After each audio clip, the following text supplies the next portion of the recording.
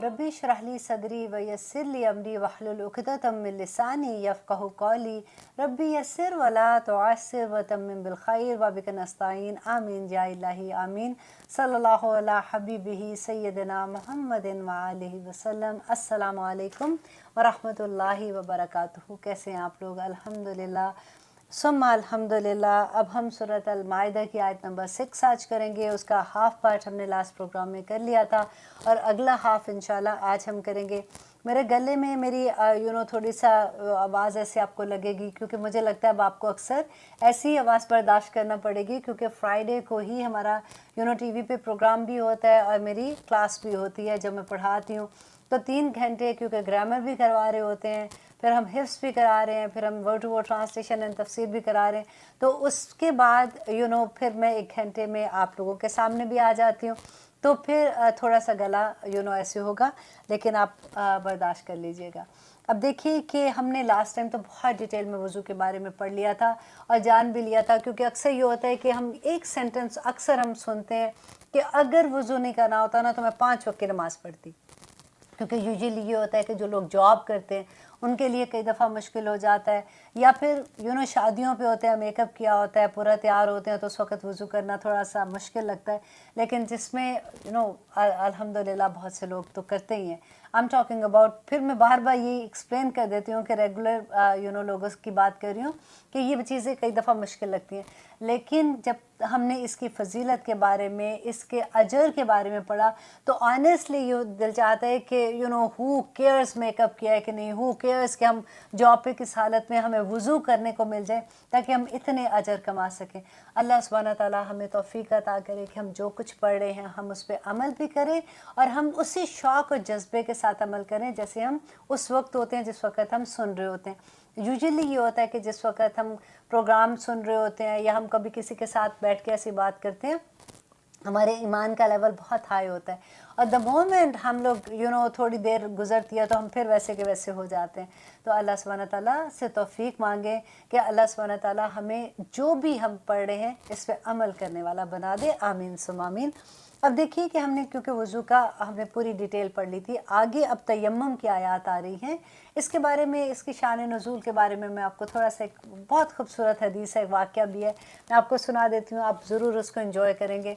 कि हज़रत आयशा सदीक़ा रज़ी अल्लाह अन्हा के बारे में है कि एक नबी सल्लल्लाहु अलैहि वसल्लम के साथ वो एक ग़ज़वा में गई थी, वो वापस आई तो वापसी के सफ़र में उनका हार था जो उन्होंने अपनी बहन अस्मा से उधार मांगा था। इतना क्यूट लगता है जब ऐसे हम वाक़यात पढ़ते हैं कि उस ज़माने में भी आप देखें कि अपनी बहन का हार उधार लेके गई थी, तो रास्ते में क्या हुआ कि उनका हार कहीं पीछे से टूट गया और वो गिर गया और गुम हो गया। अब जब उन्होंने नबी सल्लल्लाहु अलैहि वसल्लम को बताया तो उन्होंने सहाबा को भेजा ढूंढने के लिए। अब उसमें थोड़ी सी देर हो गई।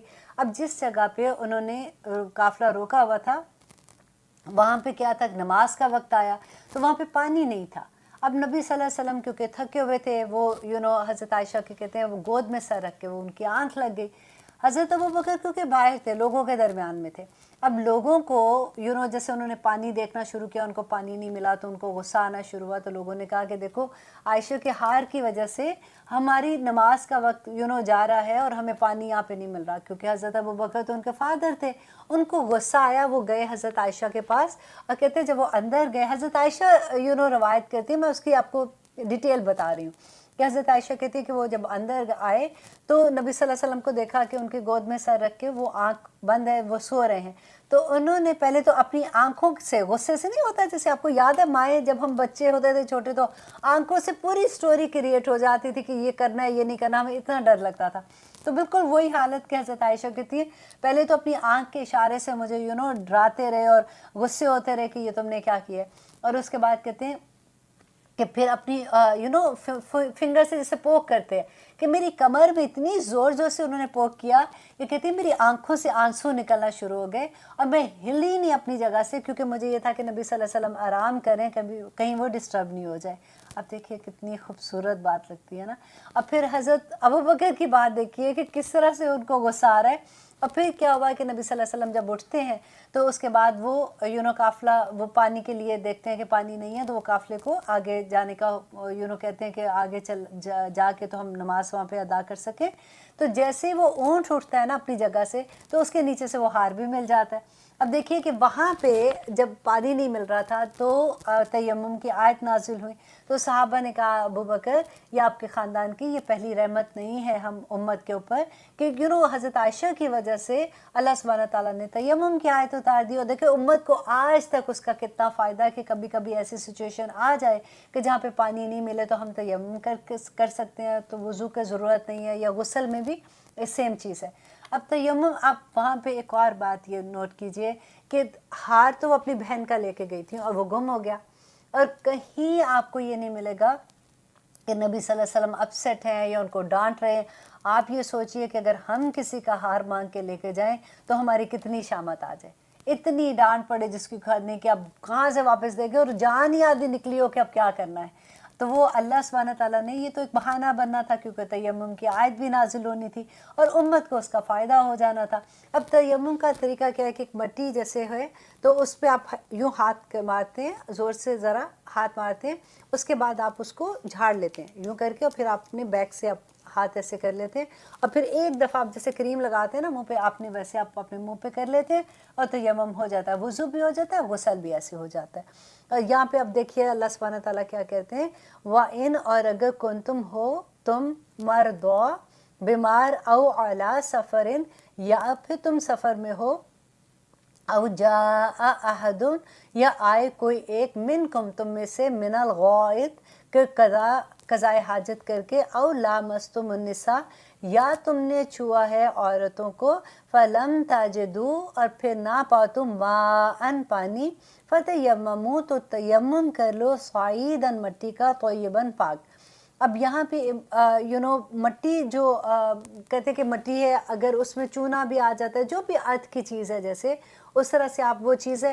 آسان کیا ہے کہ اگر آپ کو اگر تو آپ سفر میں ہیں تو آپ کو پتہ ہے کہ کوئی ایسا ہے تو آپ اپنے ساتھ لے جائیں، اور چھوٹی سی ململ کا جیسے چھوٹا سا کپڑا لے کے اس کے اندر مٹی ڈال کے آپ رکھ بھی سکتے ہیں اگر کوئی گھر میں بیمار ہے۔ اب دیکھیے اس میں یہ ہے کہ بیمار کے لیے تو ویسے ہی ڈفرینٹ ہو جاتا ہے، شریعت میں جو اس کے احکامات ہیں وہ ڈفرینٹ ہو جاتے ہیں۔ تو اس میں یہ ہے کہ بیمار اگر کوئی ایسا ہے کہ وضو اگر کرے گا تو اس کی بیماری بڑھ سکتی ہے، یا کوئی ایسی حالت ایسی ہو جاتی ہے کہ وضو نہیں کر سکتا، تو اب چھوٹے سے ململ کے کپڑے کے اندر مٹی ڈال کے ایک چھوٹا سا پیالہ لے لے جس کے اندر کور ہوتا ہے، آپ اس کی سائڈ ٹیبل پہ رکھتے ہیں، جب وضو کا وقت ہو تو وہ اس طرح سے پھر وضو کر سکتا ہے، اور الحمدللہ اس کو وہی اجر ملے گا جو وضو کرنے کا ہے۔ اور یہاں پہ پھر اللہ سبحانہ تعالیٰ کہتے ہیں کہ کس وقت آپ نے کہنا ہے، سفر میں ہو یا پھر کوئی باتھ روم سے جیسے واپس آتا ہے اس وقت اگر اس کو پانی نہیں ملتا، یا کوئی عورت ہسبینڈ اینڈ وائف کے ریلیشن شپ کے بارے میں کہ تب تو غسل واجب ہوتا ہے نا، تو آپ غسل میں بھی یہی طریقہ ہے، تو وہ پانی اگر نہیں پاتا تو پاک مٹی سے وہ اس طرح سے وضو کر سکتا ہے۔ آگے اللہ سبحانہ تعالیٰ کہتے ہیں کہ ما یریدو، نہیں چاہتا اللہ لیجعل علیکم، کہ وہ بنائے تم پر، من حرجن، کوئی تنگی، ولیکن، لیکن یہ یریدو چاہتا ہے، لیطہرکم، تاکہ وہ پاک کر دے تمہیں، ولیتم، اور تاکہ وہ پورا کر دے، نعمتہ، اپنی نعمت کو، علیکم، جو تم پر، لعلکم تشکرون، تاکہ تم شکر ادا کرنے والے بن جاؤ۔ اب دیکھیے یہاں پہ پھر وہی نعمت کی بات آتی ہے جو ہم نے پہلے پڑھا تھا نا، اللہ سبحانہ تعالیٰ نے کہا کہ اليوم اکملت لکم دینکم واتممت علیکم نعمتی، اور پہلے بھی اللہ سبحانہ تعالیٰ وہی بات اب دوبارہ سے اللہ کہتے ہیں تاکہ وہ ولیتم، تاکہ وہ پورا کر دے، نعمتہ، اپنی نعمت کو، علیکم، تم پر، لعلکم تشکرون، تاکہ تم شکر گزار بن سکو۔ دیکھیے اس سورہ میں آپ بار بار یہ پڑھیں گے کہ اللہ سبحانہ تعالیٰ اپنی نعمتوں کا ذکر کرتے ہیں، یاد کرواتے ہیں کہ دیکھو تمہارے پہ میں نے جو نعمتیں کی تھی تاکہ تم شکر گزار بندے بن جاؤ۔ اور آپ بار بار تقویٰ کے بارے میں پڑھیں گے کہ اللہ سبحانہ تعالیٰ کہتے ہیں کہ تقویٰ، اللہ کا ڈر سے گناہوں کو چھوڑ دینا تقویٰ ہے۔ اور آگے دیکھیے اگلی آیت میں اللہ سبحانہ تعالیٰ کہتے ہیں پھر وہی بات کہ وَاذْكُرُوا، اور یاد کرو، نعمت اللہ، اللہ کی نعمتوں کو یاد کرو۔ کون سی نعمت کو یاد کرو؟ کہ علیکم، جو اس نے تم پر کی۔ دیکھیے اللہ سبحانہ تعالیٰ کی نعمتیں اگر کیسے ہم یاد کریں گے، کہ شکر کے ذریعے یاد کریں گے نا۔ اب دیکھیں شکر کا مقام اتنا بڑا ہے کہ اللہ سبحانہ تعالیٰ کہتے ہیں کہ اگر تم شکر ادا کرتے ہو تو اللہ سبحانہ تعالیٰ اپنی نعمتیں اور تم پہ نازل کرتا ہے۔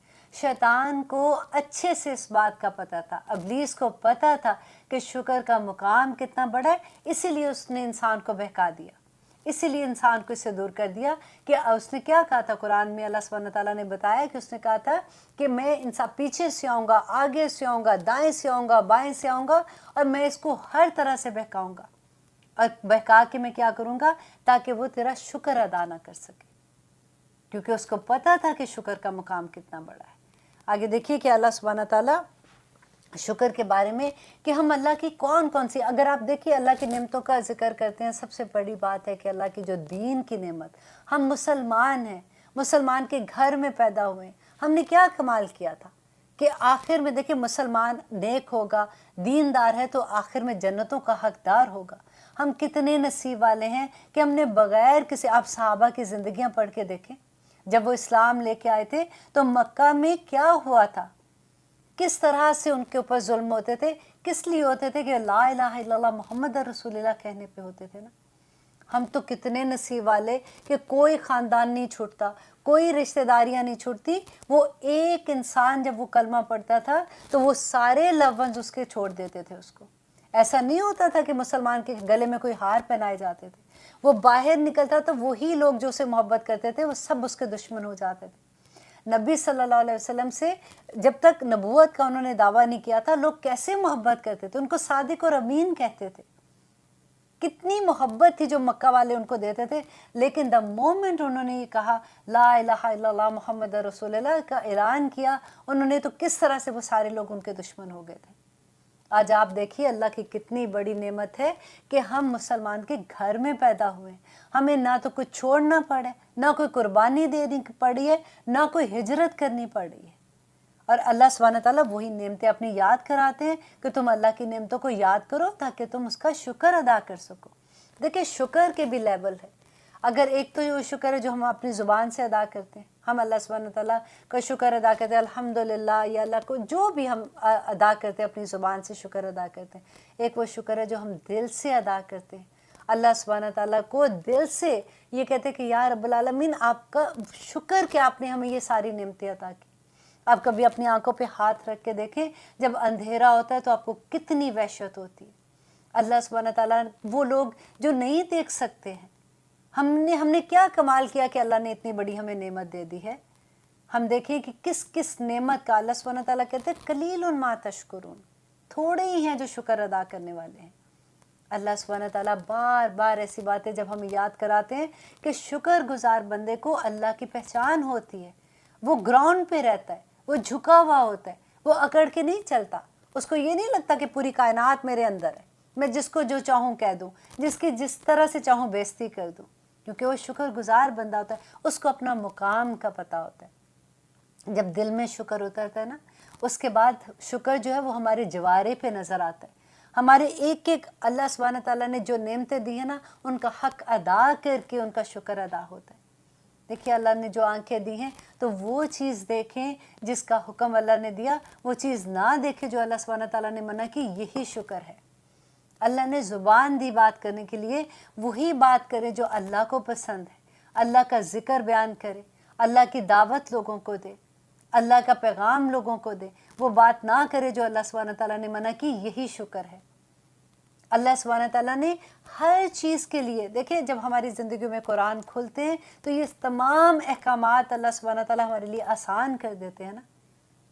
اور آگے اللہ سبحانہ تعالیٰ دیکھیں کہتے ہیں وَاذْكُرُوا نعمت اللہ، اللہ کی نعمتوں کو یاد کرو، علیکم جو اس نے تم پر کی، وَمِيثَاقَهُ، اور کون سا، اور اس کا پختہ عہد۔ کون سا پختہ عہد تھا؟ اب آپ وہ سارے عہد یاد کریں جو ہم نے وعدہ الست میں کیے تھے، جو ہم نے اللہ سبحانہ تعالیٰ سے اس وقت کیے تھے جب نبی صلی اللہ علیہ وسلم سے لوگ بیعت کرتے تھے تو کون سا عہد کرتے تھے کہ نبی صلی اللہ علیہ وسلم کا ہر حال میں ساتھ دیں گے۔ اللہ سبحانہ تعالیٰ وہ یاد کرا رہے، اپنے عہد یاد کرو۔ ہمیں کیا یاد کرا رہے؟ اشہد لا الہ الا اللہ جب ہم پڑھتے ہیں کہ ہم گواہی دیتے ہیں کہ اللہ سبحانہ تعالیٰ کے علاوہ کوئی معبود نہیں، اے نبی صلی اللہ علیہ وآلہ وسلم آخری نبی ہیں اور اللہ کے بندے اور اس کے رسول ہیں، یہ عہد ہے۔ اور وہ جو اہل کتاب کا عہد تھا وہ کون سا عہد تھا؟ जो वादा अलस तो हमसे लिया, तमाम रूहों को अल्लाह सुब्हानहू तआला ने जब पैदा किया था तो वादा अलस लिया था। और अहले किताब से जब तौरात नाजिल हुई थी तो अल्लाह सुब्हानहू तआला ने कोहे तूर पहाड़ को उनके ऊपर खड़ा कर दिया था कि पकड़ो इस किताब को, और उन्होंने उस वक़्त कहा था समेना व अताना। अल्लाह सुब्हानहू तआला वही याद करा रहे हैं, और यहाँ पे अल्लाह सुब्हानहू तआला वो भी याद करा रहे हैं क्योंकि तौरात में नबी सल्लल्लाहु अलैहि वसल्लम के बारे में सब कुछ लिखा हुआ था। और अल्लाह ने कहा कि ये नबी सल्लल्लाहु अलैहि वसल्लम को यूँ पहचानते हैं जैसे अपनी औलाद को पहचानते हैं, अपने बेटों को पहचानते हैं। तो याद करवा रहे हैं अल्लाह सुब्हानहू तआला वो अहद उन लोगों को, जिसमें अब देखें अल्लाह सुब्हानहू तआला क्या कहते हैं कि व मीसाकहू, और उसका पुख्ता अहद, अल्लज़ी वो जो वासककुम उसने तुमसे अहद लिया, बिही साथ इसके। अब ये वही अहद की बात है जो हम बात कर रहे थे कि अल्लाह सुब्हानहू तआला याद करवा रहे हैं कि वो तमाम अपने अहदों को याद करो। इस कुल तुम जब कहा तुमने समयना कि हमने सुना, व अताना और हमने अताअत की, वत्तकुल्लाह डर जो अल्लाह से। अब इस सूरह में आप इतनी दफ़ा ये वर्ड पढ़ेंगे कि अल्लाह सुब्हानहू तआला बार बार कहेंगे कि डर जो अल्लाह सुब्हानहू तआला से। देखो वो दिन आने वाला है जिस दिन अल्लाह सुब्हानहू तआला तुम्हारा हिसाब लेंगे। और अल्लाह सुब्हानहू तआला, तुम क्या समझते हो कि आज अल्लाह देख नहीं रहे? क्योंकि अल्लाह कहते हैं इन्नल्लाह बेशक अल्लाह अलीमुन, खूब जानने वाला है, बिज़ाति सुदूर, जो तुम्हारे दिलों में है। अब देखिए दिलों में क्या होता है, हमारे दिल में जो चीज़ होती है, हमारे हस्बैंड इवन हमारे इतने क्लोज होते हैं उनको भी नहीं पता होता। एक माँ हमेशा ये बात कहती है ना कि मुझे अपने बच्चे का सब पता है, उसको भी नहीं पता होता कि उसके दिल के अंदर क्या बात है, सवाए अल्लाह सुब्हानहू तआला की। अल्लाह सुब्हानहू तआला कहते हैं कि देखो मुझे पता है कि तुम्हारे दिलों के अंदर भी क्या है, मैं वो भी जानता हूँ। अल्लाह सुब्हानहू तआला का इल्म है ना। अल्लाह सुब्हानहू तआला उसी की बात हमें बता रहे हैं कि अल्लाह से डर जाओ और ये मत करो जो तुमने अहद अल्लाह सुब्हानहू तआला से किए उनको पूरे करो। और आगे देखिए आयत नंबर 8 में अल्लाह सुब्हानहू तआला कहते हैं या अय्युहल्लज़ीना आमनू, ए लोगो जो ईमान लाए हो, कूनू हो जाओ कव्वामीना, अब तुम कायम करने वाले, लिल्लाही अल्लाह के लिए, शुहदा गवाह, बिलकिस्त इंसाफ के साथ। अगर इस आयत को आप ऐसे पढ़ें ना, या अय्युहल्लज़ीना आमनू कूनू कव्वामीना लिल्लाहि शुहदा बिलकिस्त, कि ए लोगो जो ईमान लाए हो, खड़े हो जाया करो अल्लाह के लिए गवाहियाँ देने वाले इंसाफ के साथ। अब देखिए सिर्फ अगर एक आयत को आप देखें कि या अय्युहल्लज़ीना आमनू, सबसे पहले तो आप देखिए कि इस पूरी सूरत में आपको बार बार इस तरह से अल्लाह सुब्हानहू तआला जैसे पर्सनली बुलाते हैं ना, ए लोगो जो ईमान लाए हो, वही मैं आपको बार बार कहती हूँ कि अपना नाम लिख लिया करें। ईमान लाए हो तो अब आपने क्या करना है कि खड़े हो जाओ, कूनू कव्वामीना लिल्लाह, अल्लाह के वास्ते, अल्लाह के लिए खड़े हो जाओ, चौकीदारी करना शुरू हो जाओ। देखिए हमने पढ़ी थी सूरत अन-निसा में, ये सूरत जो आयत है ना, ये सूरत अन-निसा की आयत नंबर 135 में जो हमने पढ़ा था ना, जिसमें अल्लाह सुब्हानहू तआला ने कहा था कि उस वक़्त कहा था कि इंसाफ की गवाहियाँ देने वाले बन जाओ। तो सारे वो रिश्ते बताए थे जो लव के, मोहब्बत वाले रिश्ते थे, जिसमें हमारा अपना नफ्स आ जाता है, अपने माँ बाप, बहन भाई, रिश्तेदार, सब की अल्लाह सुब्हानहू तआला ने कहा था कि देखो उनकी मोहब्बत में ये ना हो कि तुम अदल करना छोड़ दो। अब इस सूरत में इस आया में अल्लाह सुब्हानहू तआला बता रहे हैं कि देखो ऐसा ना हो कि जिन लोगों से तुम्हारी दुश्मनी है, या जो लोगों से तुम बात नहीं करते हो ठीक तरह से, या तुम्हारे दिल में कोई खालिश है, तो तुम वहाँ पे इंसाफ का दामन हाथ से ना छोड़ना, ए दिलो यहाँ पे भी इंसाफ करना। अब यहाँ पे जो वो कह रहे हैं कि कूनू कव्वामीना लिल्लाह, कि अल्लाह के लिए खड़े हो जो इंसाफ वाले। तो जब हमने वहाँ पे पढ़ा था ना अर्रिजालु कव्वामूना अलन निसा, कि अल्लाह सुब्हानहू तआला ने आदमियों को औरतों पर कवाम बनाया है। तो जब तक हमें कुरान की उस तरह से समझ नहीं आती, अभी हम कुरान के स्टूडेंट नहीं होते, तो हमें ये बड़ी अजीब सी बात कि क्या आदमियों को हमारे पर कवाम बना दिया, उनको एक दर्जा ऊंचा दे दिया। तो अक्सर औरतों को ये प्रॉब्लम रहती है। और उस वक़्त मैंने इसकी तशरीह जब की थी तफसीर में, मैंने आपको बताया था कि ऐसे हमारी सोच ऐसे होती है और हम कहते हैं कि अच्छा जी आदमियों को एक दर्जा क्यों बुलंद किया। तो देखिए कि यहाँ पे अब ये नहीं अल्लाह सुब्हानहू तआला ने ना तो आदमियों के जिक्र किया ना औरतों को, सबकी बात है। अब आपको भी कवाम बना दिया, अब कर ले बात। अब अल्लाह सुब्हानहू तआला को पूछे कि अब यहाँ पे तो अल्लाह ने कहा कि ठीक है कि वहाँ पे तुम लोगों को परेशानी थी ना कि आदमियों को एक दर्जा दे दिया, अब तुम सारों को मैंने एक काम पे लगा दिया, कूनू कव्वामीना लिल्लाही।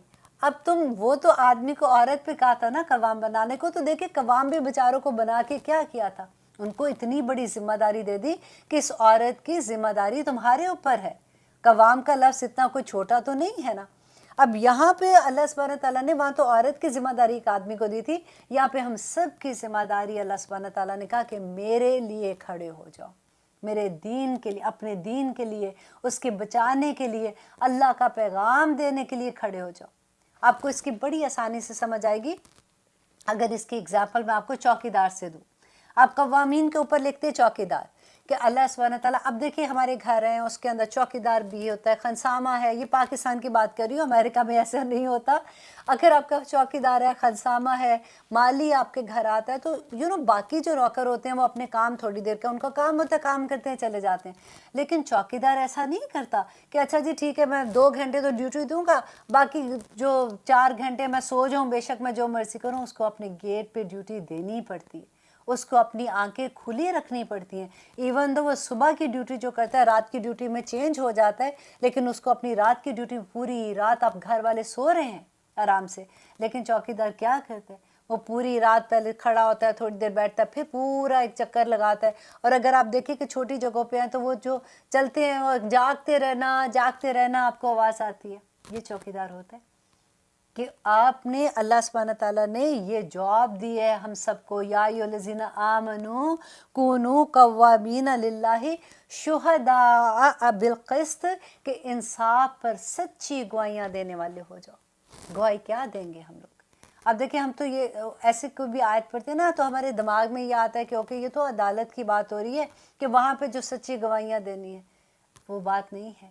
اب دیکھیے کہ اس کو اپنی ریگولر زندگی پہ لے کے آئیے تو آپ کو پتہ چلے گا کہ ہماری پوری زندگی قسط پہ ہے, پوری زندگی انصاف کے اوپر قائم ہے. گواہیاں دینے کی کہاں کہاں ضرورت پڑتی ہے. اگر آپ گھر میں, اب دیکھیے کہ ماں اور بیٹی کی اگر کبھی کوئی بات ہو جاتی ہے, یا پھر ماں ایک بہن کی بات ہوتی ہے اور دوسری طرف بھابھی ہوتی ہے, تو ہمارے ذہن میں کیا ہوتا ہے کہ دیکھو میں تو بہن کے ساتھ دوں گی نا, ایسے تو تھوڑی میں کر سکتی ہوں. یا میری امی کو میں تو نہیں کہہ سکتی, امی کو کوئی غلط ہے, امی بھلے غلط ہے, میں نے ان کو نہیں کہنا. کرتے ہیں نا ایسے.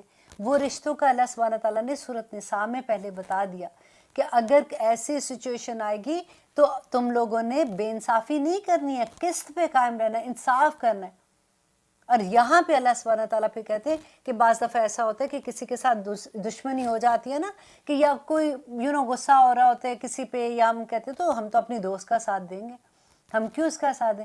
تو اللہ سبحانہ تعالیٰ کہتے ہیں کہ یہ نہ ہو کہ کبھی کسی کی محبت اور کبھی کسی کا غصہ یا نفرت یا کوئی بھی ایسا نیگیٹو تھاٹ تمہیں عدل سے دور کر دے. عدل کے بغیر کچھ بھی نہیں ہے, اور تم گواہیاں دینے والے, شہادتیں دینے والے بن جاؤ. دیکھیے کہ ہم کتنی آسانی سے کر دیتے ہیں. اب ووٹ کو دیکھیے, ہم پاکستان میں یا کہیں بھی ہوتے ہیں, ہم جب ووٹ دیتے ہیں تو کتنی بڑی گواہی ہوتی ہے کہ جس انسان کو میں ووٹ دے رہی ہوں, میرے خیال میں یہ جس عہدے کے لیے کھڑا ہوا ہے یہ اس کے لیے پرفیکٹ ہے. اگر تو آپ کی یہ نیت ہوگی اور آپ کا دل بھی اس پہ ہے کہ یہ بالکل ٹھیک ہے جیسے جس عہدے پہ ہے, تو کوئی گناہ نہیں ہے اگر وہ بعد میں غلط بھی ہو جاتا ہے. لیکن اگر آپ اس کو اس لیے ووٹ دے دے ہو تو میں تو اس کو جانتی ہوں, یا پھر میرے تو ہسبینڈ نے کہا میں اس لیے ووٹ دے رہی ہوں, یا میں اس پارٹی کو پسند کرتی ہوں تو اس میں جو بھی کھڑا ہو رہا ہے آئی ڈونٹ کیئر, میں اس کو ووٹ دے رہی ہوں. آپ آگے اس کا ذرا, ابھی نہیں میں آپ کو بتاتی ہوں, آگے دیکھنا کہ اللہ سبحانہ تعالیٰ اس کے بارے میں کیا سزا دیتے ہیں. کوئی چھوٹی سزا نہیں ہوگی اس کے بارے میں. یہ آپ غلط گواہی دیں گی کہ یہ آدمی کی میں گواہی دیتی ہوں, پرسنلی ہر ایک کی گواہی ہے نا, کہ میں گواہی دیتی ہوں کہ یہ انسان اس جاب کے لیے ٹھیک ہے. وہی لوگ اسمبلیوں میں جاتے ہیں, وہی قانون بناتے ہیں, اگر وہ غلط ہوں گے تو وہی بیڑا غرق کر دیتے ہیں. پھر ہم روتے ہیں کہ ایسے لوگ کیسے آگے, ہمارے ملک کا ستیہ ناش ہو گیا. تو دیکھیے پہلے وہ پہلا یونٹ آپ دیکھیے, پہلی جڑ دیکھیے کہ آپ نے وہاں پہ کیا کیا تھا. کس تو وہاں پہ آپ نے خراب کی نا, تو پھر آگے جا کے تو سارا کچھ ہی خراب ہو گیا. اگر ہر کوئی انسان اپنی اس بات کو سمجھنا شروع کر دے کہ ہم کہاں کہاں غلط گواہیاں دے دیتے ہیں, تو ساری چیزیں ٹھیک ہو جائیں. اب دیکھیے کہ کتنی چھوٹی سی بات ہوتی ہے, کبھی کوئی بیمار ہوتا بھی نہیں ہے, اگر چھٹی مانگنی ہوتی ہے تو کہتے ہیں جی ڈاکٹر سے جھوٹا سرٹیفکیٹ بنا کے لے آؤ. وہ جو ڈاکٹر لکھتا ہے وہ جھوٹا سرٹیفکیٹ کتنا بڑا گناہ کماتا ہے. وہ گواہی دیتا ہے کہ اس کی گواہی ہے نا کہ یہ جو مریض ہے, یہ جو بندہ آیا ہے یہ بیمار ہے, मैं लिख देता हूँ ताकि तुम्हें छुट्टी मिल जाए।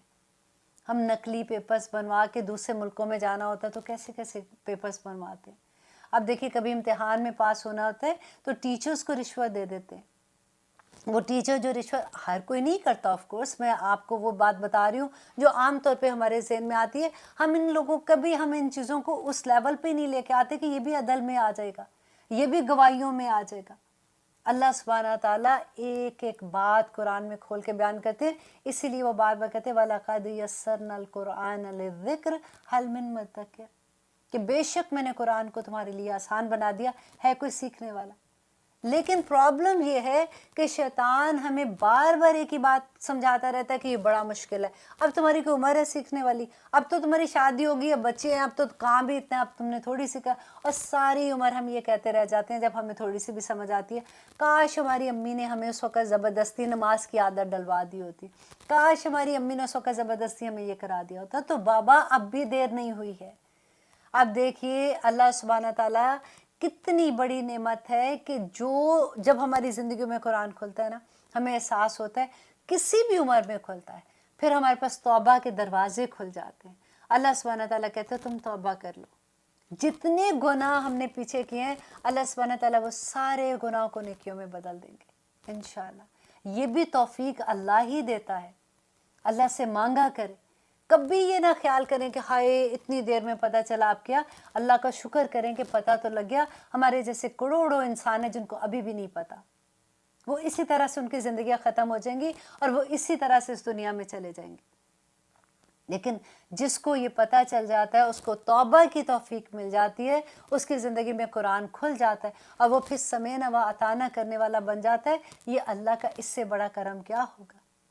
तभी तो अल्लाह सुब्हानहू तआला कहते हैं कि फिर शुक्र अदा करो, अल्लाह का अल्हम्द करने वाले।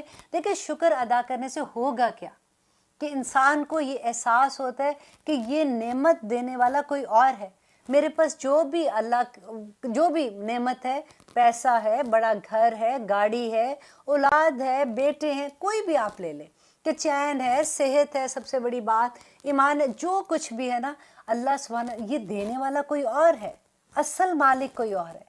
ये मेरी अपनी चीज़ नहीं है, ये उसका करम है, उसने मुझे दिया, वो किसी वक्त भी ले सकता है।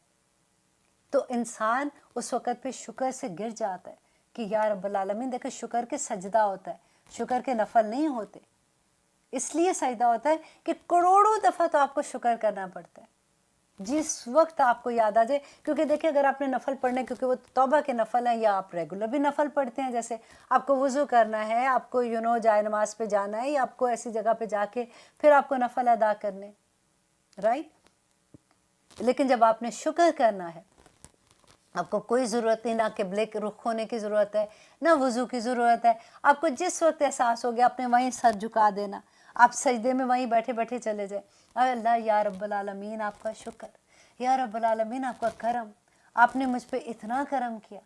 देखिए मैं वही बात कहती हूँ कि आंखें थोड़ी देर बंद करके देखें तो एहसास हो जाएगा आपको कि कितनी बड़ी नेमत। कितने लोग हैं जो देख नहीं सकते, कितने लोग हैं जो सुन नहीं सकते, कितने लोग हैं जो बोल नहीं सकते।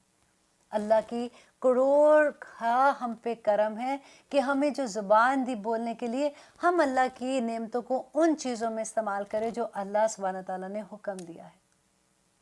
आगे देखिए अल्लाह सुब्हानहू तआला कहते हैं कि या अय्युहल्लज़ीना आमनू कूनू क़व्वामीना लिल्लाहि शुहदाअ बिल क़िस्त, ए ईमान वालो तुम कायम हो जाओ अल्लाह के लिए और गवाहियाँ दो अल्लाह सुब्हानहू तआला के लिए। किसकी गवाहियाँ दो? इंसाफ के साथ गवाहियाँ देने वाले बन जाओ। वला यजरिमन्नकुम, और हरगिज़ ना तुमको आमादा करे, शनआनु दुश्मनी कौमन, किसी कौम की, अल्लाह इस पर के अल्लाह तादिलू, कि तुम ना अदल करो। यहाँ पे देखिए कि इमाम राजी ये कहा करते थे कि देखो अल्लाह सुब्हानहू तआला अगर दुश्मन कौम के लिए ये कह रहा है कि अदल करो उनके साथ भी, अगर दूसरी तरफ तुम्हारा कोई मुसलमान है तो ये ना हो कि तुम ये सोचो कि मैं तो मुसलमान का साथ दूंगी और मैं तो काफिर का साथ नहीं दूंगी। इवन दो तुम्हारी दुश्मनी भी है तब भी तुमने अदल करना है। तो जो मुसलमान होगा उसके लिए अल्लाह सुब्हानहू तआला का क्या हुक्म होगा। देखिए मोमिन की तो शान ही बहुत बड़ी है। अल्लाह सुब्हानहू तआला मोमिन के लिए जितने अजर बताते हैं वो इंशाल्लाह आगे आएंगे, उसके बारे में भी बात करेंगे कि अल्लाह सुब्हानहू तआला कहते हैं ए दिलू, کہ عدل کرو. اب یہ حکم آ گیا نا کہ اللہ سبحانہ تعالیٰ کہتے ہیں، پہلے بتا رہے ہیں کہ نہ کرو ایسے، کہ اگر تمہاری دشمنی بھی ہے کسی قوم سے پھر بھی تم نے عدل کرنا ہے. اعدلوا، عدل کرو، ہوا اقرب للتقویٰ، کہ یہ قریب ہے زیادہ تقویٰ کے. کہتے ہیں واتقوا اللہ، اللہ سے ڈر جو. کیوں ڈر جو اللہ سے؟ ان اللہ، بے شک اللہ، خبیر بما تعملون، اللہ خوب خبر رکھتا ہے جو تم کرتے ہو. اب دیکھیے ہر آیت کا اینڈ اگر آپ غور کریں نا تو اللہ سبحانہ تعالیٰ کا ایک غضب، ایک غصہ آپ کو نظر آئے گا، کہ اللہ بتاتے ہیں کہ کیوں تقویٰ اختیار کرو، کہ اللہ جانتا ہے، خبر رکھتا ہے جو تم کرتے ہو. دیکھیے آپ ذرا سوچئے کہ اگر آپ کسی جگہ پہ کام کریں، آپ کے آپ کو پتہ ہے کہ وہاں پہ انہوں نے کیمرے لگائے ہوئے ہیں، کیونکہ میرا تو ایکسپیرینس ہے، میرے بزنس پہ ہمیشہ کیمرے لگے ہوتے ہیں. تو دا مومنٹ ان کو یہ احساس ہوتا ہے نا کہ میں دیکھ رہی ہوں، تو وہ بیٹھی ہوئی بھی کام کر رہی ہوتی ہے تو کھڑی ہو جاتی ہے. مجھے پتہ لگ جاتا ہے، اور میں اکثر فون کر کے کہتی ہوں کہ کہ میں تم کو اس وقت دیکھ رہی ہوں. اس وقت بات ہی فرق ہوتی ہے، ان کا بات کرنے کا طریقہ ہی فرق ہو جاتا ہے. اسی طرح سے آپ دیکھیں شیطان ہمیں سب سے زیادہ یہ بلاتا ہے. اتنا مشکل ہوتا ہے کہ بار بار ہم بھولتے ہیں. ایک زمانے میں نے یہی آیت لکھ کے ہر جگہ پہ، میں نے اپنے جائے نماز پہ بھی رکھ دی تھی، میں نے فریج پہ لگا دی تھی، میں نے اپنے فون کی الٹی سائڈ پہ بھی لگا دی تھی کہ Allah is watching you, Allah is watching you, تاکہ یہ میں بھولوں نہ. کیونکہ جب ہمیں یہ احساس ہوگا کہ اللہ سبحانہ تعالیٰ ہمیں دیکھ رہے ہیں نا، ہمارا ہر عمل ٹھیک ہو جائے گا. اب دیکھیے کہ کرامن کاتبین ایک ایک، وہ کہتے ہیں اللہ سبحانہ تعالیٰ کہتے ہیں تمہارے منہ سے کوئی لفظ نہیں ادا ہوتا، نکلتا نہیں ہے، کہ وہ اچک لیتے ہیں اس بات کو لکھنے کے لیے. اور اللہ سبحانہ تعالیٰ قیامت کے دن کہیں گے بندوں کو کہ پڑھ اپنی کتاب، یہ کتاب جو ہمیں دی گئی جائے گی، ہمارا نامہ اعمال جب ہمارے سامنے لائے گئے تو اللہ سبحانہ تعالیٰ کہتے ہیں فرشتے جو نیک لوگ ہیں نا، ان کا نامہ اعمال دائیں ہاتھ میں ہوگا، اور جو برے لوگ ہوں گے، کافر ہوں گے، فاجر ہوں گے، منافق ہوں گے، ان کا بائیں ہاتھ میں ہوگا. اور جب ان کو بائیں ہاتھ میں فرشتے ان کا نامہ اعمال دیں گے تو وہ پیچھے یوں کر دیں گے ڈر کے مارے کہ نہیں ہم نے نہیں پکڑنا. تو کہتے ہیں فرشتے ان کو پیچھے سے جا کے پکڑائیں گے کہ پکڑ اپنا نامہ اعمال، اور پھر کہیں گے کہ پکڑ اور پڑھ اس کو، تو خود ہی کافی ہے اس کو پڑھنے کے لیے. اللہ اکبر. اللہ سبحانہ تعالیٰ ہم پہ اپنا رحم کر دے. اب دیکھیے دعا مانگا کریں اللہ سبحانہ تعالیٰ سے. نبی صلی اللہ علیہ وسلم نے ہی ہمیں دعائیں سکھائی تھی نا کہ اللہم آتی نفسی تقواہا، اے اللہ میرے نفس کو اس کا تقوی عطا کر، وزکیہا، اور اس کو پاک کر دے. انت خیر من زکاہا، کہ اے اللہ تو ہی اس کا بہترین پاک کرنے والا ہے. انت ولیہا و مولاہا، کہ تو ہی اس کا ولی ہے اور تو ہی اس کا مولا ہے. کتنا خوبصورت ہے اپنے نفس کے لیے دعا کرنے کا. کیونکہ دیکھیں سب سے برا جو ہمیں بہکا دیتا ہے نا، ہماری نفس کی خواہش بہکا دیتی ہے. اللہ سبحانہ تعالیٰ نے قرآن میں بھی یہ کہا کہ تمہارا نفس جو ہے نا، تم نے اس کو اپنا خدا بنا لیا ہے. تم کہتے ہو کہ تم تو اللہ کو مانتے ہو، تم کہتے ہو کہ اللہ کے سوا کوئی معبود نہیں ہے. ہر زمانے کا معبود فرق تھا. اس وقت تو وہ بتوں کی پوجا کرتے تھے، آج تم اپنے نفس کی پوجا کرتے ہو. میری پسند، میرا دل یہ چاہتا ہے، میرا ریسٹ کا ٹائم ہے، مجھے کوئی تنگ نہ کرے. دیکھیں میں ایسے نہیں کر سکتی. یہ میں جو ہے نا، یہ انسان کو کہیں کا نہیں چھوڑتی ہے. اللہ سبحانہ تعالیٰ اسی لیے ہمیں گائیڈ کرتے ہیں، اور نبی صلی اللہ علیہ وسلم اسی لیے یہ دعائیں سکھائی تھی کہ اللہم آتی نفسی تقوی، کہ میرے نفس کو اپنا تقوی عطا کر دے، وزکی، اور اس کو پاک کر دے. انت خیر من زکاہا، کہ اے اللہ تو ہی اس کا بہترین پاک کرنے والا ہے. انت ولیہا و مولاہا. یہ تو اتنا خوبصورت لگتا ہے کہ یوں لگتا ہے کہ یوں کر کے نا، انت ولیہا و مولاہا، کہ اللہ تو ہی میرا دوست ہے، تو ہی میرا ولی ہے، وہ مولا، اور تو ہی میرا مولا ہے. اور نبی صلی اللہ علیہ وسلم نے ایک اور اتنی خوبصورت دعا سکھائی تھی، آپ بھی اس کو یاد کر لیں، اور اپنی نماز میں بھی، اپنی عطیات میں اس کو شامل کر لیں، اپنی دعاؤں میں اس کو شامل کر لیں کہ اللہم انی اسألک الہدی والتقی والعفاف والغنی، کہ اے اللہ بے شک میں تجھ سے ہدایت کی، تقوی کی، پاک دامنی کی، اور بے نیازی کی سوال کرتی ہوں. بے نیازی کیا ہے؟ کہ اللہ مجھے سب سے بے نیاز کر دے، مجھے صرف اپنے طرف رکھ. اے اللہ میں صرف تیرے اوپر توکل کروں. میں لوگوں پر وہ ایک سجدہ جسے تو گراز سمجھتا ہے، 1000 سجدوں سے دیتا ہے آدمی کو نجات. کہ اللہ مجھے دیکھیے کتنی مکمل دعا ہے کہ سب سے پہلے اللہ مجھے ہدایت دے دے. مجھے جب تو ہدایت دے گا مجھے وہ سیدھا راستہ نظر آ جائے گا، اور جب میں ہدایت کے راستے پہ چلوں گا تو اللہ مجھے اپنا تقوی بھی دے دینا. مجھے اب اللہ کے خوف سے میں نیکیاں کرنے والا بن جاؤں۔ اللہ سبحانہ تعالیٰ جب تو مجھے اپنا تقویٰ دے دے گا تو مجھے عفاف کہتے ہیں کہ اللہ سبحانہ تعالیٰ مجھے پاک دامن کر دینا، میرے گناہوں سے مجھے پاک کر دینا، اور والغنیٰ، اور مجھے سب سے غنی کر دینا۔ یہ یاد کر لیجئے گا انشاءاللہ، یہ دعا بہت خوبصورت ہے۔ اور آگے اللہ سبحانہ تعالیٰ کہتے ہیں کہ جب وہ تقویٰ مانگتا ہے تو اللہ کہتے ہیں کہ ان اللہ خبیر بما تعملون، کہ اللہ خبر رکھتا ہے جو کچھ تم کرتے ہو۔ اور اگلی آیت دیکھیے، اتنی خوبصورت ہے، آیت نمبر 9 سورۃ المائدہ، کہ وعد اللہ الذین آمنوا، کہ وعدہ ہے اللہ کا ان لوگوں سے جو ایمان لائے۔ کون ایمان لائے ہیں؟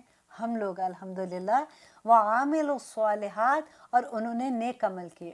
اب دیکھیں پورے قرآن میں جہاں پہ ایمان کا لفظ آتا ہے وہاں پہ عاملوا الصالحات کا لفظ آتا ہے۔ ایسا نہیں ہے کہ ہاں جی ہم مسلمان ہیں بس اس کے بعد عمل ہمارا دل چاہے جو بھی ہم کریں، ایسا بالکل بھی نہیں ہے۔ یہ غلط فہمی اچھے سے دل کو نکال دیجئے، دل میں سے نکال دیجئے، کیونکہ اللہ سبحانہ تعالیٰ ہر جگہ پہ کہتے ہیں کہ وہ لوگ جو آمنو ایمان لائے، وہ عاملوا الصالحات، اور فوراً انہوں نے پھر نیک عمل کرنے شروع کر دیے۔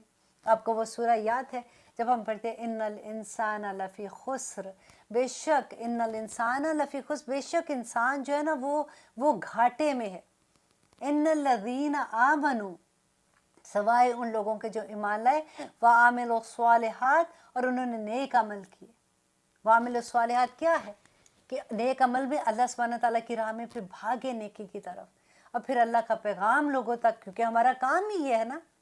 آپ کو یاد ہے نا اپنا منصب، میں آج آپ کو یاد نہیں کروایا آپ کا منصب، کیونکہ میرا اکثر یہ ہوتا ہے کہ میں ہر پروگرام میں ایک دفعہ ہم اپنا ایک جو اللہ سبحانہ تعالیٰ نے ہمیں جواب دیا ہے وہ ہم ایک دفعہ ضرور دہرا لیتے ہیں تاکہ ہم بھولیں نہیں اس کو۔ ہفتے میں ایک دفعہ تو ہم پروگرام سنتے ہیں نا یہ والا، کہ اللہ سبحانہ تعالیٰ نے کیا کہا تھا کہ تمہیں کیوں پیدا کیا، کنتم خیر امۃ اخرجت للناس تأمرون بالمعروف وتنہون عن المنکر، کنتم خیر امۃ اخرجت للناس تأمرون بالمعروف وتنہون عن المنکر۔ الحمدللہ۔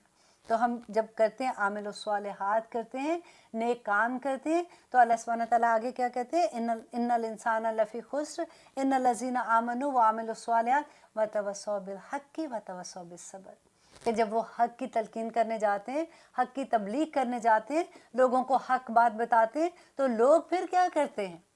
ہر طرف سے تو آپ کو شاباشی نہیں ملتی ہے۔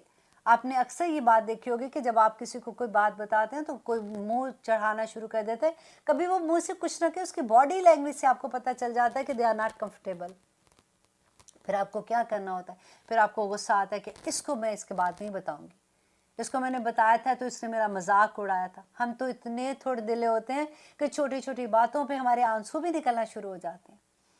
ذرا یاد کریں نبی صلی اللہ علیہ وسلم کا زمانہ، 13 سال مکہ میں اللہ سبحانہ تعالیٰ کا جو پیغام لے کے جاتے تھے، جب لوگ حج کے لیے آتے تھے ایک ایک خیمے میں جاتے تھے، ایک ایک خیمے میں جا کے اللہ کا پیغام دیتے تھے، لوگ نہیں سنتے تھے۔ پھر وہ دوسری جگہ، پھر اگلے سال حج کا زمانہ آ جاتا تھا تو وہ یہ نہیں سوچتے تھے کہ ابھی پچھلے سال گیا تھا تو لوگوں نے تو میری بات نہیں سنی، میرا مذاق اڑایا، آج نہیں جاؤں گا۔ وہ پھر جاتے تھے، ایک ایک خیمے میں جا کے اللہ کا پیغام دیتے تھے۔ بس اللہ سے دعا کیا کیجئے کہ اللہ حکمت عطا کر دے، بس صحیح وقت پہ صحیح بات کرنے کی حکمت عطا کر دے کہ لوگوں کے دل میں اتر جائے ہماری بات۔ اور اللہ سبحانہ تعالیٰ کیا کہتے ہیں، وَتَوَصَّوْا بِالْحَقِّ وَتَوَصَّوْا بِالصَّبْرِ، کہ جب تمہیں اتنی تکلیف پہنچے گی کسی کی بات سے تو اللہ سبحانہ تعالیٰ کہتے ہیں پھر تم اس پہ صبر کرو گے، اس پہ صبر کرنا۔ ایسا نہیں کہ پہلے واویلا مچا دیا، یا اس نے مجھے یہ کہا، دیکھنا میں اس کے ساتھ یہ کروں گی، میں یہ کروں گی، اور بعد میں کہا چلو ٹھیک ہے میں صبر کرتی ہوں۔ یہ صبر نہیں ہے، شروع کا صبر صبر ہے۔ اور دیکھیے پھر کتنا بڑا مقام اللہ سبحانہ تعالیٰ کہتے ہیں کہ جو صبر کرتے ہیں اِنَّ اللَّهَ مَعَ الصَّابِرِينَ، کہ اللہ صبر کرنے والوں کے ساتھ آ جاتا ہے، تو پھر اور کیا چاہیے؟ مانگا کرے صبر کہ یا رب العالمین کبھی کوئی ایسی سچویشن ہوتی ہے مجھے صبر عطا کرنا، تاکہ اللہ مع الصابرین، اس وقت جب اللہ آپ کے ساتھ آ جاتا ہے۔ دیکھیے ہمیں نہیں پتہ، ہم یہ نہیں کہہ سکتے کہ کوئی جسم کے ساتھ ہے یا اللہ سبحانہ تعالیٰ کس طرح سے، اللہ نے کہہ دیا نا کہ اللہ تمہارے ساتھ آ جاتا ہے، تو اللہ ہمارے ساتھ آ جاتا ہے۔ اس وقت کو کیش کیا کیجیے اللہ سبحانہ تعالیٰ سے دعائیں کیا کیجئے، کیونکہ وہ قبولیت کا وقت ہوتا ہے. کیونکہ آپ نے جب صبر کیا ہوتا ہے نا، اپنے آپ کو برداشت کیا ہوتا ہے، اپنے آپ کو وہ باندھا ہوتا ہے، بیسیکلی اللہ کے حکم کے اندر باندھا ہوتا ہے، اور اللہ آپ کے ساتھ ہو جاتا ہے، اس وقت وہ دعائیں مانگا کیجئے جو رہ گئی ہوتی ہیں، جو اٹک گئی ہوتی ہیں ابھی. اللہ سبحانہ تعالیٰ انشاءاللہ وہ وقت کو قبول کرے گا.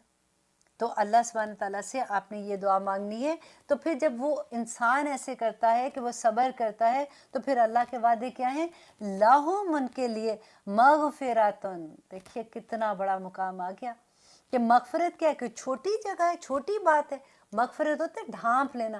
اللہ سبحانہ تعالیٰ تمام گناہوں کو ڈھانپ لے گا.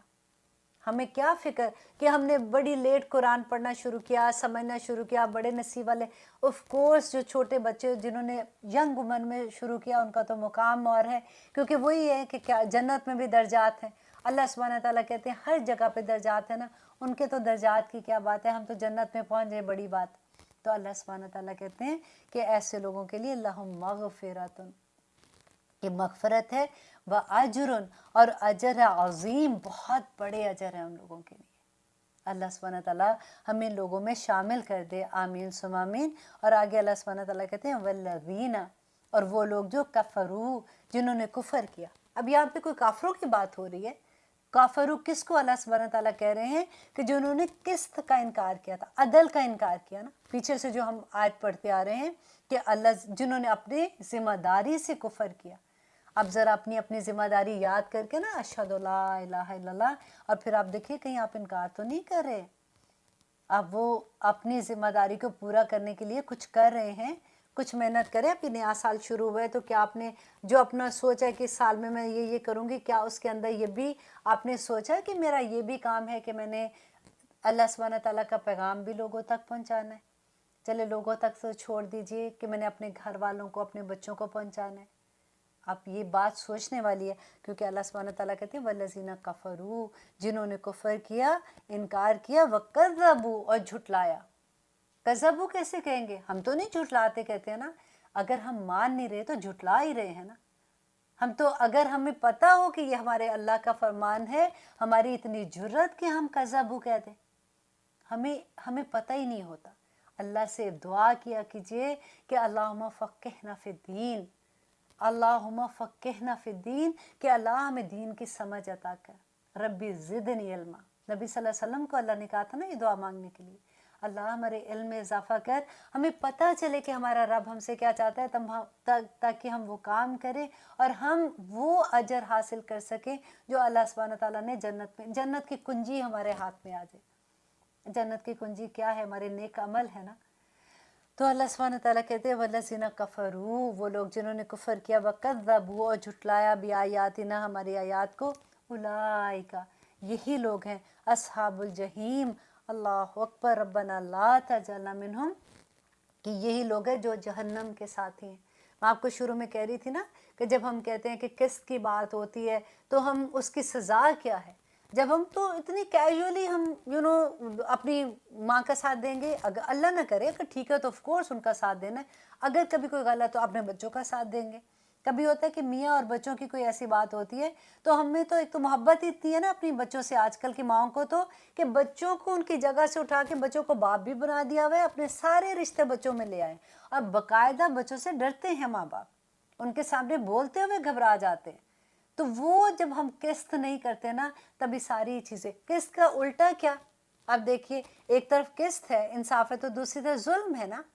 تو ہم اگر قسط نہیں کریں گے تو ہم ظلم کریں گے، اور ظلم اگر کریں گے تو اس کی سزا کیا ہے؟ کہ اللہ سبحانہ تعالیٰ کہتے ہیں اصحاب الجحیم، وہ دوزخ والے اور وہ جہنم کے لوگ ہوں گے.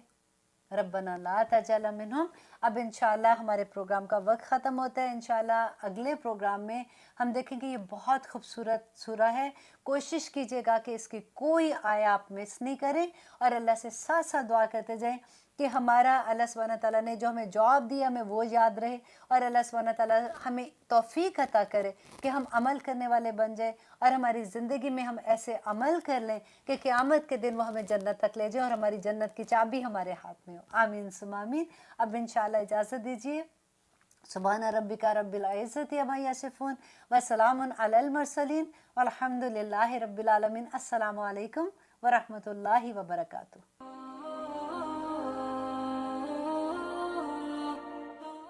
اور یہ طاق گنتی پر بولا جاتا ہے آڈ نمبر پہ، جیسا کہ 1، 3 اور 5۔ وتر کا اصطلاحی معنی یہ ایک ایسی نماز ہے جو نماز عشاء اور طلوع فجر کے درمیان ادا کی جاتی ہے۔ اس کا وقت کب سے کب تک ہے؟ عشاء کے بعد سے طلوع فجر تک۔ عشاء کا وقت تو آدھی رات تک ہے نا، لیکن وتر بعد میں بھی پڑھے جا سکتے ہیں۔ اس کا یہ نام اس لیے رکھا گیا کیونکہ اس کو طاق طریقے سے ادا کیا جاتا ہے، یعنی 1 رکعت یا 3 رکعت یا اس سے بھی زیادہ۔ اللہ تعالیٰ کی صفت وتر ہے، وَإِنَّ اللَّهَ وِتْرٌ يُحِبُّ الْوِتْرَ، بے شک اللہ وتر ہے اور وتر کو پسند کرتا ہے، یعنی ایک ہے۔ یہاں وتر ایک کے معنی میں استعمال ہو رہا ہے۔ وتر کی نماز سنت مؤکدہ ہے، مومن کو اس کی حفاظت کرنی چاہیے۔ جو کسی دن وتر پڑھے اور کسی دن اسے چھوڑ دے، یعنی کبھی ون سے نوائل اگر چھٹ بھی جائے تو اس کا مواخذہ نہیں، جیسے سنت مؤکدہ کبھی انسان سے چھٹ جائے اس کا مواخذہ نہیں۔ سنت مؤکدہ کا مطلب یہ ہے کہ اس کی بہت تاکید کی گئی ہے۔ وتر کی نماز سنت مؤکدہ ہے، اس کا چھوڑنے والا گناہگار نہیں ہوتا، لیکن اس کا چھوڑنا ناپسندیدہ ہے، لیکن یکرہ ترکھا، مکروہ ہے اس کا چھوڑنا۔ وتر فرض نہیں، ٹھیک ہے نا، وتر فرض نہیں، وتر سنت رسول صلی اللہ علیہ وسلم ہے۔ حضرت علی کہتے ہیں وتر تمہاری فرض نماز کی طرح لازمی نہیں ہے، بلکہ رسول اللہ صلی اللہ علیہ وسلم نے اسے سنت قرار دیا اور فرمایا کہ بے شک اللہ وتر ہے اور وتر کو پسند کرتا ہے۔ اے اہل قرآن تم وتر پڑھا کرو، تاکید کی گئی ہے۔ تو وتر کی اہمیت اور فضیلت ہر مسلمان پر حق ہے۔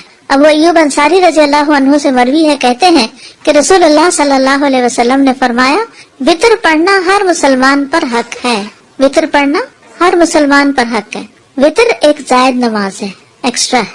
عبداللہ بن عمر رضی اللہ عنہ سے مروی ہے، کہتے ہیں کہ رسول اللہ صلی اللہ علیہ وسلم نے فرمایا بے شک اللہ نے میری امت پر انگور وغیرہ کی شراب اور جوا اور مکئی کی شراب اور طبلے اور باجے کو حرام قرار دیا ہے، اور میرے لیے نماز وتر کا اضافہ کر دیا ہے، یعنی آپ کی امت کے لیے یہ نماز ایکسٹرا رکھی گئی ہے، آپ کے لیے، آپ کے لیے ہے تو پھر آپ کی امت کے لیے بھی۔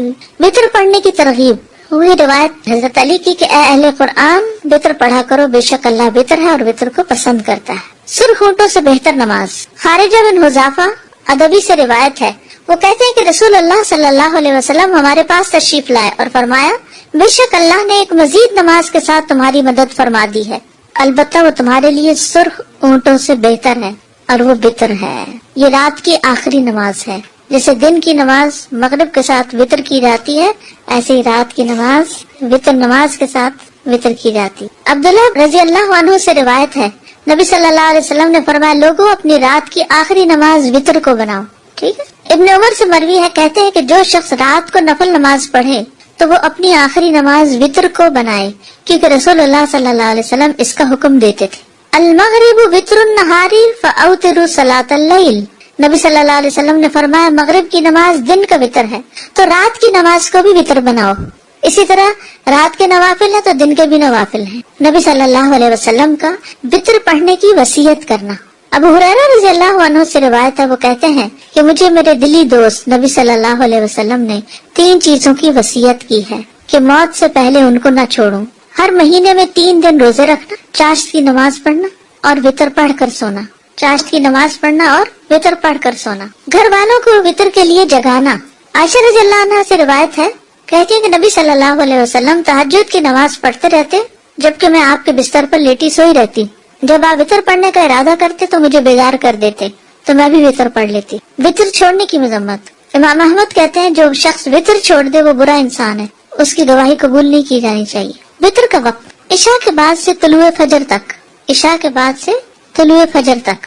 تمام فقہا کا اس بات پر اتفاق ہے کہ وتر کا وقت نماز عشاء کے بعد سے لے کر طلوع فجر تک ہے، اور اس پر بھی اتفاق ہے کہ اس کا سب سے افضل وقت سحری کا وقت ہے، فجر سے پہلے سحری کے وقت۔ نبی صلی اللہ علیہ وسلم نے فرمایا بے شک اللہ نے تمہیں مزید ایک نماز عطا کی ہے جو کہ وتر ہے، اسے عشاء اور نماز فجر کے درمیانی وقفے میں پڑھ لیا کرو، ٹھیک ہے۔ اول رات، درمیان رات یا آخر رات میں پڑھنا۔ مسروق سے مروی ہے، کہتے ہیں کہ میں نے عائشہ رضی اللہ تعالیٰ عنہا سے دریافت کیا کہ رسول اللہ صلی اللہ علیہ وسلم کس وقت وتر پڑھا کرتے تھے؟ انہوں نے کہا آپ صلی اللہ علیہ وسلم نے سبھی اوقات میں وتر پڑھے، رات کے شروع میں، اس کے درمیان میں اور اس کے آخر میں بھی۔ لیکن آخری زندگی میں آپ صلی اللہ علیہ وسلم کے وطر سحری کے وقت ہونے لگے تھے، تو اسی سے پھر سحری کا وقت جو ہے وہ زیادہ افضل ہے فجر سے پہلے۔ ابو سعید سے روایت ہے کہ نبی صلی اللہ علیہ وسلم نے فرمایا تم صبح کرنے سے پہلے پہلے وطر پڑھ لیا کرو۔ ابن عمر سے روایت ہے کہ نبی صلی اللہ علیہ وسلم نے فرمایا جب فجر طلوع ہو جائے تو تہجد اور وطر کا سارا وقت ختم ہو جاتا ہے، اور لہٰذا فجر کے طلوع ہونے سے پہلے وطر پڑھ لیا کرو، یہ اس کا اصل وقت ہے، یعنی فجر طلوع ہونے سے پہلے۔ فجر طلوع ہونے کے بعد کیا شروع ہو جاتا ہے؟ فجر۔ وطر کا افضل وقت۔ جابر رضی اللہ عنہ سے روایت ہے، انہوں نے کہا میں نے نبی صلی اللہ علیہ وسلم سے سنا، آپ فرما رہے تھے تم میں سے جسے یہ خدشہ ہو کہ وہ رات کے آخر میں نہیں اٹھ سکے گا تو وہ وطر پڑھ لے پھر سو جائے، اور جسے رات کو اٹھ جانے کا یقین ہو وہ رات کے آخر میں وطر پڑھے، کیونکہ رات کے آخری حصے میں قرات کے وقت حاضری دی جاتی ہے اور یہ افضل ہے۔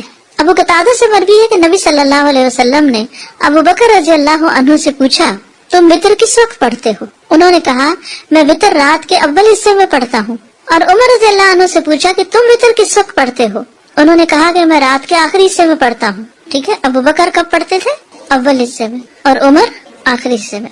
آپ نے ابو بکر کے متعلق فرمایا اس نے احتیاط کو اختیار کیا ہے کہ کہیں قضا نہ ہو جائے، پڑھ کے سو۔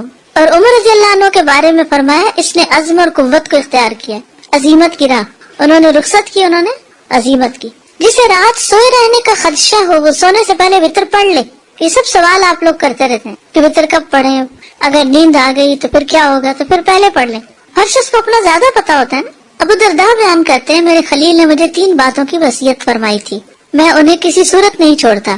مجھے وصیت فرمائی کہ ہر مہینے 3 دن کے روزے رکھوں، وطر پڑھ کر سویا کروں، اور دہا کے نفل پڑھوں سفر اور حضر میں۔ آج ہی مجھے کسی نے میسج کیا کہ میں حرم میں بیٹھی ہوں، کیا یہاں سنت پڑھے؟ کیا کہیں گے آپ؟ جی ہاں، یہ کہ بات گئی عبادت کے لیے، اور وہاں یعنی کہ سفر اور وہ نہیں کنسیڈر کریں گے، بلکہ ورک کا سجود، کثرت سے رکوع اور سجدے وہاں کریں گے۔ طہر بیتی للطائفین والعاکفین ورک کا سجود، تو وہ سجود صرف فرض نماز تھوڑی امام کے پیچھے، ویسے تو جتنی نماز آپ پڑھ سکتے، کیونکہ وہاں ایک نماز پڑھنے کا کتنا زیادہ اجر ہے۔ تو جس کو فکر ہو کہ اٹھ نہیں پاؤں گا وہ پڑھ کے سوئے، وطر پڑھ کر سونے والا عقل مند ہے۔ سعد بن ابی وقاص رضی اللہ عنہ سے مروی ہے کہ وہ عشاء کی نماز مسجد رسول صلی اللہ علیہ وسلم میں پڑھا کرتے تھے، پھر ایک ہی وطر پڑھا کرتے تھے، اس سے زیادہ وطر کی رکعت ادا نہیں کرتے تھے۔ تو ان سے کہا جاتا ابو اسحاق آپ نماز وطر کی ایک ہی رکعت پڑھتے ہیں، زیادہ نہیں پڑھتے، کیا وجہ ہے؟ وہ کہتے جی ہاں، میں نے رسول اللہ صلی اللہ علیہ وسلم کو فرماتے ہوئے سنا عقل مند وہ ہے جو سونے سے پہلے وطر ادا کر لیتا ہے۔ وطر کا آخری وقت، ابن عباس کہتے ہیں وطر کا آخری وقت فجر کے طلوع ہونے سے پہلے رات کا آخری وقت ہے، اور فجر کی اذان کے شروع ہوتے ہی ختم ہو جاتا ہے۔ جب مؤذن اپنی اذان میں صبح کے وقت کو خوب تلاش کر رہا ہوتا ہے اس وقت وطر کا وقت ختم ہو جاتا ہے، لیکن جب اذان دینے والا اذان کہہ دے اور ایک مسلمان اپنی آخری رکعت میں ہو تو وہ اسے مکمل کرے گا۔ یعنی آپ نے 3 وطر شروع کر دیے، اتنے میں ادھر آپ نے اللہ اکبر کی، ادھر کیا ہوا، اذان شروع ہو گئی، اب آپ کیا کریں گے؟ وطر پورے کریں گے۔ تو کہتے ہیں کہ جب مسلمان اپنی آخری رکعت میں ہو تو اسے مکمل کرے گا، کیونکہ صرف اذان سننے سے طلوع فجر کا یقین نہیں کیا جا سکتا، اور اس میں کوئی حرج بھی نہیں ہے کہ اس وقت نماز پوری کر لی جائے، کیونکہ اس زمانے میں 2 اذانیں ہوتی تھی نا، ایک پہلی اور ایک دوسری، تو دوسری جو اذان ہوتی ہے وہ فجر کی ہوتی ہے۔ اب بھی آپ دیکھیں مکہ میں 1 گھنٹہ پہلے وہ نفل کے لیے اٹھاتے ہیں۔ وطر کی رکعت، جہاں تک کم سے کم وطر کا تعلق ہے تو وہ 1 رکعت ہے، اور جہاں تک اس کی زیادہ سے زیادہ تعداد کا تعلق ہے تو وہ 11 رکعت ہے، میکسیمم 11 ہے۔ ایک قول یہ ہے کہ اس کی تعداد 13 رکعت بھی، لیکن زیادہ مناسب یہ ہے کہ اس کی تعداد 11 رکعت ہو۔ اگر کبھی 13 بھی پڑھ لی جائے تو کوئی حرج نہیں، ہم تو 3 سے اوپر نہیں جاتے۔ نبی صلی اللہ علیہ وسلم کا 7 سے کم اور 13 سے زیادہ وطر نہ بنانا۔ عبداللہ بن ابی قیس کہتے ہیں کہ میں نے عائشہ رضی اللہ عنہا سے پوچھا کہ رسول اللہ صلی اللہ علیہ وسلم کتنی رکعتوں پر وطر بناتے تھے؟ انہوں نے فرمایا 4 اور 3 پر یعنی 7، 6 اور 3 پر یعنی 9، 8 اور 3 پر یعنی 11، 10 اور 3 پر یعنی 13، لیکن 13 رکعتوں سے زیادہ اور 7 سے کم پر وطر نہیں بناتے تھے، اور فجر سے پہلے کی 2 رکعتیں نہیں چھوڑتے تھے۔ یعنی 4 کس طرح 2 کر کے پڑھی، اور پھر 3 ایٹ اسٹریچ، 6 اور 3، 8 اور 3 نہیں، وہ ایک وطر بناتے تھے نا، اس پر ایک آخر کے ایک ہوتا ہے نا وطر، تو جی 10، 2، 2، 2، 2، 2 اور پھر ایک آخری، اور فجر سے پہلے کی 2 رکعتیں نہیں چھوڑتے تھے۔ ٹھیک ہے، جو جتنی تعداد میں چاہے وطر پڑھ لے، ابو ایوب انصاری سے مروی وہ کہتے ہیں کہ رسول اللہ صلی اللہ علیہ وسلم نے فرمایا وتر پڑھنا ہر مسلمان پر حق ہے، بس جو 5 وتر پڑھنا چاہے تو 5 پڑھ لے، جو 3 پڑھنا چاہے تو 3 پڑھ لے، جو 1 پڑھنا چاہے وہ 1 پڑھ لے۔ میجورٹی 3 ہی پڑھتی ہے، لیکن کبھی سفر ہوتا ہے، کبھی بیماری ہوتی ہے تو کوئی حرج نہیں، یعنی رخصت تو موجود ہے نا۔ 1 وتر پڑھنے کی دلیل ابن عمر رضی اللہ عنہما سے روایت ہے کہ ایک آدمی نبی صلی اللہ علیہ وسلم کی خدمت میں حاضر ہوا جبکہ اس وقت آپ خطبہ دے رہے تھے، تو اس نے کہا رات کی نماز کس طرح ادا کی جائے، رات کی نماز کس طرح ادا کی جائے؟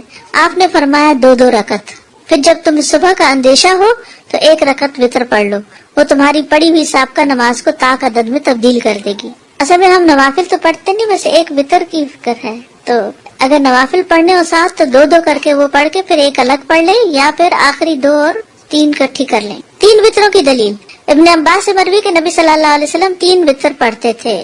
پھر وہی بات ہے نا کہ کبھی 3 کبھی اس سے زیادہ، اور مختلف طریقے سے بھی، ابھی آگے دیکھیں گے آپ۔ 5 وتروں کی دلیل عائشہ رضی اللہ عنہ بیان فرماتی ہیں رسول اللہ صلی اللہ علیہ وسلم فجر کی سنتوں سمیت 13 رکعت پڑھتے تھے، یعنی رات کی نماز آپ نے پڑھنی شروع کی 2 کر کے، ٹھیک ہے، 10 پڑھی اور پھر 1 وتر پڑھ لیا، پھر اس کے بعد فجر ہو گئی جب تو 2 رکعت اور پڑھ کے سنت پھر مسجد جاتے تھے۔ وتر کا افضل وقت کون سا ہے؟ سحری کا وقت افضل ہے اس میں، اگرچہ عشاء کے بعد پڑھ سکتے ہیں۔ تو سحری کے وقت کیا پڑھے جاتے ہیں؟ تہجد پڑھے جاتے ہیں، تو تہجد کے بعد جب وتر پڑھیں گے تو اس طریقے سے پڑھ سکتے ہیں، ٹھیک ہے۔ اور اگر وہ 11 رکعت جو ہے نا اور 9 رکعت، اس میں 1 وتر ہے اور باقی سب نوافل ہیں، تہجد کی نماز ہے، اور وہ ساری ملا کے اگر پڑھے تو وتر ہی کہلا دیں، یعنی وہ نماز وتر ہے۔ اب آگے بھی دیکھیے ذرا، عائشہ رضی اللہ عنہ بیان کرتی ہیں کہ رسول اللہ صلی اللہ علیہ وسلم فجر کی سنتوں سمیت 13 رکعتیں پڑھا کرتے تھے، 6 رکعتیں 2 کر کے پڑھتے،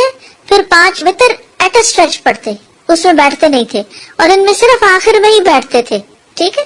6 رکعتیں کیسے؟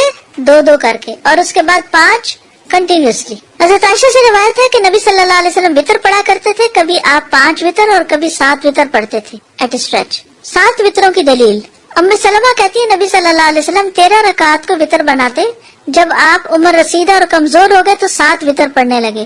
7 وتر سے مراد 7 ایک نہیں، بلکہ وہ جو 2 والی رکھتے ہیں ان کے ساتھ ملا کے 7 بنے۔ 9 وتروں کی دلیل سعد بن ہشام بن عامر سے روایت ہے، انہوں نے کہا میں نے عرض کی اے ام المومنین مجھے رسول اللہ صلی اللہ علیہ وسلم کے وتر کے بارے میں بتائیے، تو انہوں نے کہا ہم آپ کے لیے آپ کی مسواک اور آپ کے وضو کا پانی تیار رکھتے تھے، تو اللہ رات کو جب چاہتا آپ کو بیدار کر دیتا، تو آپ مسواک کرتے، وضو کرتے، پھر 9 رکعتیں پڑھتے، ان میں آپ 8ویں کے علاوہ کسی رکعت میں نہ بیٹھتے، 8 رکعت ایٹ اسٹریچ پڑھ کے 8ویں میں اتحیات بیٹھتے، اور پھر آپ 1 رکعت اور پڑھتے، پھر اللہ کا ذکر کرتے، اس کی حمد بیان کرتے، اس سے دعا کرتے، پھر سلام پھیرے بغیر کھڑے ہو جاتے، پھر کھڑے ہو کر 9ویں رکعت پڑھتے، پھر بیٹھتے اور اللہ کا ذکر کرتے، اس کی حمد کرتے، اس سے دعا کرتے، پھر سلام پھیرتے جو ہمیں سناتے تاکہ ہم بھی اٹھ جائیں، پھر سلام کے بعد بیٹھ کر 2 رکعتیں پڑھتے۔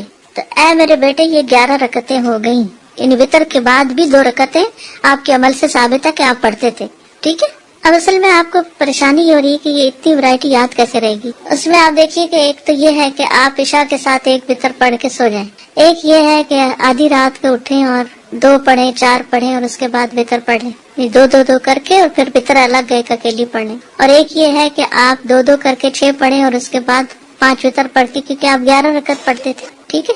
پھر اسی طرح یہ بھی کہ 8 ایٹ اسٹریچ پڑھ کے 8ویں میں بیٹھ کے پھر 9ویں میں کھڑے ہو کے اس طرح پڑھتے تھے، ٹھیک ہے۔ پھر جب اللہ کے نبی صلی اللہ علیہ وسلم کی عمر بڑھ گئی اور جسم پر کسی حد تک گوشت چڑھ گیا، جسم بھاری ہو گیا، تو آپ 7 وتر پڑھنے لگ گئے اور 2 رکعتوں میں وہی کرتے جو پہلے کرتے تھے، بیٹھ کر پڑھتے۔ تو اے میرے بیٹے یہ 9 رکعتیں ہو گئی، بعد کی 2 رکعتیں۔ اور اللہ کے نبی جب کوئی نماز پڑھتے تو آپ پسند کرتے کہ اس پر قائم رہیں، اور جب آپ صلی اللہ علیہ وسلم پر نیند یا بیماری غالب آ جاتی اور رات کا قیام نہ کر سکتے تو آپ دن میں 12 رکعتیں پڑھ لیتے، یعنی وہ کمی نہیں آنے دیتے تھے اپنی عبادت میں، یعنی تہجد کی بھی قضا کرتے تھے۔ یہ مطلب اللہ سے محبت کا ثبوت نماز ہے۔ زبانی تو دعوے سبھی کرتے ہیں، ہم سب کرتے ہیں، ہمیں اللہ سے بڑی محبت ہے۔ والذین آمنوا اشد حبا للہ، بھی ثبوت کیا ہے؟ ثابت کرو، کچھ کر کے دکھاؤ۔ اس میں سب سے پہلے تو نماز ہے، وہ درست ہو۔ اس کے علاوہ وَيُطْعِمُونَ الطَّعَامَ عَلَىٰ حُبِّهِ، وہ اللہ کی محبت میں کھلاتے ہیں، اپنا مال خرچ کرتے ہیں۔ تو اللہ کی محبت کے لیے قربانیاں کرنی پڑتی ہیں. پھر اللہ کے راستے میں نکلنا. یحبہم و یحبونہ لا یخافون لومۃ لائم، امر بالمعروف اور نہی عن المنکر کرتے ہیں. یعنی اپنا آرام پیچھے، اپنی خواہشات پیچھے، اپنی مرضی پیچھے، ہر چیز میں پرائرٹی کچھ اور ہے. ہم یہ چیز بھول جاتے ہیں. کہیں بھی دو چیزوں میں سے ایک آتی ہے نا، ایک ذاتی کام اور ایک دین کا کام. ہماری توجہ کس طرف چلی جاتی. آج میرے ساتھ بہت عجیب واقعہ ہوا. عجیب کیا ہو، نارمل ہی ہے. میرا امتحان ہو گیا، ٹیسٹ ہو گیا. میں بالکل تیار ہونے لگی کلاس میں آنے کے لیے، تو راضیہ دوڑتی کیونکہ تمیہ کی بھی کلاس ہوتی ہے، پڑھا رہی ہوتی ہے، تو بچے اوپر آ جاتے ہیں، میرے پاس آ جاتے ہیں. تو پہلے تو کھیل رہی تھی، پھر روتی مائی بیک اور روئے جائے. یار اب میں کیا کروں. اب یہ موقع ایسا نہیں کہ اس کو میں روتا چھوڑ کے میں تو پڑھانے جا رہی ہوں. اور تھوڑی دیر کے لیے جیسے کوئی شدید ہلا نہیں دیا جاتا، کیونکہ بچوں کے معاملے میرا دل بہت چھوٹا ہے، ان کی تکلیف دیکھ نہیں سکتی. اگر میرا کوئی بچہ کسی وقت روتا تھا یا کوئی اس کو تکلیف ہوتی تو میرے پورے جسم میں سنسنی دوڑ جاتی، جیسے مجھے تکلیف شروع ہوتی. خیر اس کو تھوڑا بہلایا سہلایا. اتنے شکر ہے جی صاحب ابھی گھر ہی تھے، تو میں نے کہا آپ اس کو اٹھا کیونکہ میں اٹھا نہیں سکتی اتنے بھاری بچے. میں نے کہا اس کو اٹھا کے ساتھ لگا لیجیے، لا کے چاکلیٹ وغیرہ دی، کیونکہ بچے خود سے بہل جاتے. شکر ہے اس نے خاموشی اختیار کی. پھر وہ لے گئے اس کو اور میں وقت پہ پہنچ گئی. اور یہ ایک دفعہ نہیں، پڑھاتے ہوئے اتنے عرصہ اللہ کے فضل سے ہو گیا ہے، کئی دفعہ ایسے واقعات پیش آئے. آپ کلاس کے لیے نکل گئے، جیسے مہمان آ گئے، ان کو تو میں کہتی چلے آپ بھی ساتھ چلے، وہیں بیٹھتے پھر آ جائیں گے، پھر آپ کے ساتھ بیٹھیں گے. پہلے ابھی سب ویٹ کر رہے ہیں، ہم سب چلتے ہیں، آپ بھی چلیں. تو یہ ہمارے وقتاً فوقتاً ٹیسٹ ہوتے ہیں. اب ایک طرف یہ ذمہ داری ادا کر رہی ہے، ایک ذمہ داری ہے نا وقت پہ پہنچنا. اتنے سارے لوگوں کا وقت ہے، تو گھر چھوڑ کے آئے ہیں، بیٹھے ہیں، آپ کو اپنے وقت پر پہنچنا چاہیے. اور بعض اوقات انسان کی کوئی غفلت یا سستی نہیں ہوتی، کوئی ایسی مجبوری ہو جاتی ہے کہ انسان کے لیے فیصلہ مشکل ہو جاتا ہے. تو اس وقت پھر اس سے نکلنا وہ اللہ کے فضل سے ہوتا ہے. انسان فوراً دعا مانگنا شروع کر دے. میں نے پہلے اللہ پہ دعا شروع کر دی دل میں، یا اللہ اب اس میں آپ نے مجھے میرا فرض ادا کرنے کے قابل بنانا ہے، آپ اس مشکل کو آسان کر دیں. اللہ سے مدد مانگے، وَاسْتَعِینُوا بِالصَّبْرِ وَالصَّلَاةِ. فوراً دعا کیا کرے کہ اللہ میری ایک کمٹمنٹ ہے تیرے ساتھ، میں اس کو نہیں چھوڑ سکتی.